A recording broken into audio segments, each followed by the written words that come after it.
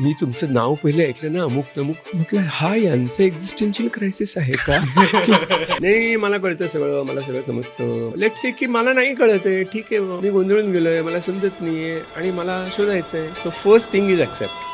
असं वाटतं की अच्छा इथे संपणार आहे, मग कदाचित मी हरवणार आहे आणि माझा हात धरायला कुणी नाहीये, मला त्या जंगलात कुणीतरी एकट्याला सोडलंय आणि मी आता माहित नाही माझं काय होईल. अपरिहार्यपणे आलेलं म्हातारपण आहे, अपरिहार्यपणे आलेलं आजारपण आहे आणि अपरिहार्यपणे आलेलं दुःख आहे. माझ्या अस्तित्वाची सुरुवात कशी झाली आणि मी त्यात काय अर्थपूर्णता आणून दिली पाहिजे, कारण ती मूलतः एम्प्टी आहे. घराचे लोन्स आहेत, EMIs आहेत, मुलांची शिक्षण आहेत, काय करायचं? ते सगळे प्रॉब्लेम फ्युचर मधले आहेत. आम्ही त्याला उलटी रिले रेस म्हणतो. म्हणजे आपण पुढे जातो आणि पुढेची चिंता वाटेल ती आत्ता घेऊन होतो. काय असतं नेमकं माइंडफुलनेस? ऐकायला फार छान वाटतं. Vaccination was a revolution, antibiotics was a revolution. Absolutely. त्याच्यानंतरचा मोठा शोध. Mindfulness. It has that power to change people. How to pause. When we pause, we come to where I am now.